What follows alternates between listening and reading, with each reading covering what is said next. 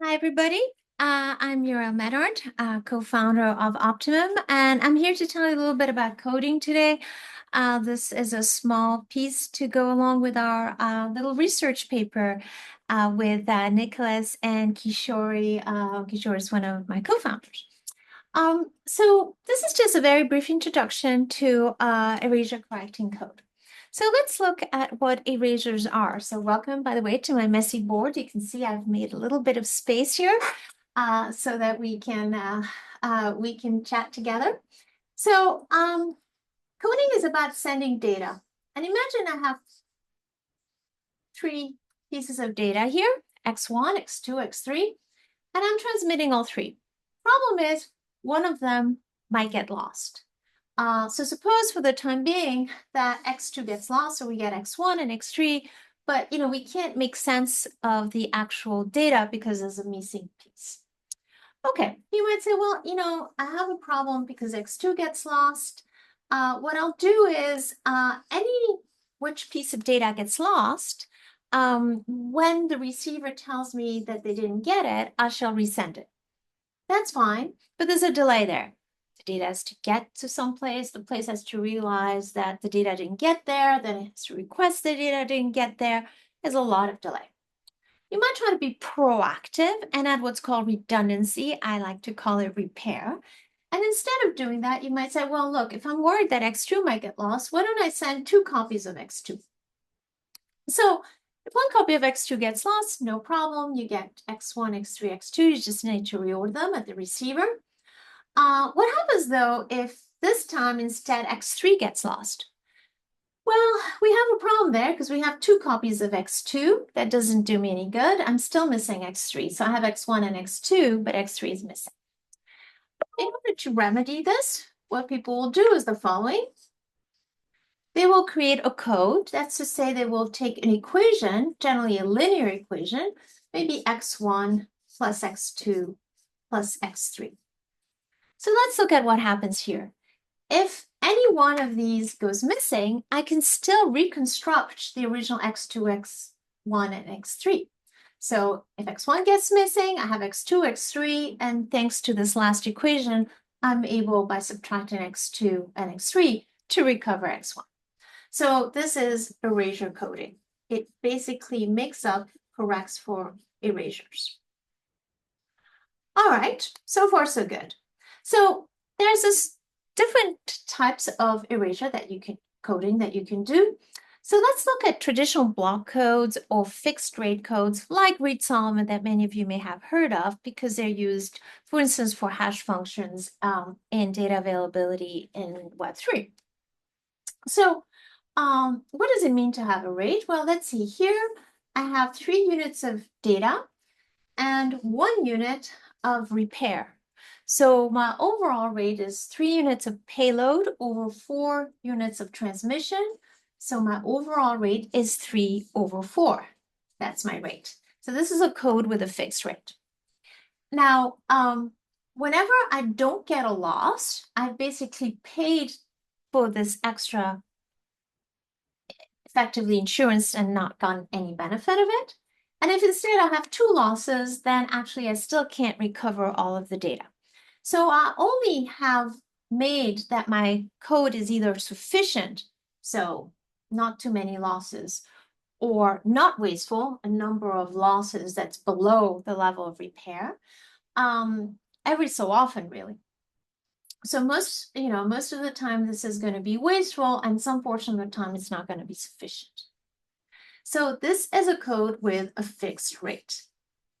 In order to remedy this, they have been rateless codes. So in rateless codes, I don't decide ahead of time that I'm going to send equations. I'm just going to keep sending equations, as many as needed, until I know that all of the data has gotten there. Now, of course, if I did that on a single unit at a time, it gets back to the case we discussed before, where I have to transmit, wait to see if it got there or not, then retransmit. Instead, if people are looking at transmission for a chunk of data, say here are these 3 numbers, then what they'll do is they'll just keep sending equations, as many as needed, until the receiver says, hey, I got all of the data I needed. Those are called rateless codes. So examples of rateless codes are Raptor codes. All right, so we have two kinds of codes. Now, what's the problem with these codes? You know, they look like both a good idea, and they are good ideas. The problem is that you basically need all of the original data to start out to make the code. So the code is sort of like a one-time only used code. You make the code once and you use it for that one event. This is not suitable for Web3 where things need to be decentralized. In particular, traditional codes that are either block codes or rateless codes have a particular way of creating these equations. So they have particular coefficients for creating these equations. Now, what happens if instead I allow more general coefficients? So maybe I'm going to have alpha 1 x1 plus beta 1 x2 plus gamma 1 x3 be my first equation. Maybe my next equation is alpha 2 x1 plus beta 2 x2 plus gamma 2 x3, and then I'll have alpha 3, beta 3, gamma 3, and so on and so forth. Okay. If I allow these equations to happen over a set of numbers, generally called a field, that's rich enough, I actually have a lot of possible choices for these alpha, beta, gammas. And in particular, I don't need to predetermine them. Reed-Solomon codes or codes like, traditional rateless codes like Raptor codes predetermine what these alphas, betas, and gammas are going to be. But in general, I don't need to. I can make them however I want. In particular, I can make them randomly as long as I choose them over a rich enough set of choices. So basically, this is what a random linear network code is. You can choose to use it as a block code. So for instance, here I could do 3 data pieces and 2 equations for a rate 3/5 if I wanted to. Or I can choose to do this in a rateless fashion and just keep generating equations until enough equations have been received. It's really up to me. Now, one of the things that's very interesting about RLNC is that I can actually create equations from equations. So here I created those equations from the original data. But what if I did not have access to the original data and I had only access to these 2 equations? Well, I can actually combine these 2 equations, okay? And let me combine them using here delta 1, delta 2. So I'm going to take these 2 equations. I'm going to take delta 1 times this expression, delta 2 times this expression. So I get delta 1 alpha 1 plus delta 2 alpha 2 x1 plus delta 1 beta 1 plus delta 2 beta 2 x2 plus delta 1 gamma 1 plus delta 2 gamma 2 x3. So basically what I've managed to do here is I've made an expression directly out of other expressions without having access to the original data. So why is this important? Why is this interesting?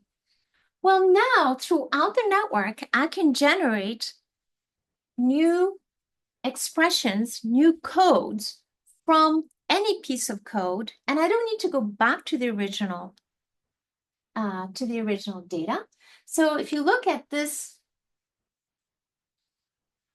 expression here, delta 1 alpha 1 plus delta 2 alpha 2, that's basically just a new alpha. That is the coefficient that is mapped to x1. So that's basically how RLNC works. So if you think of Reed-Solomon, if you think of traditional weightless codes like Raptor code, all they are is effectively a constrained, not general version of an RLNC. So the RLNC is inherently more general and more powerful. I look forward to receiving questions on this. Thanks.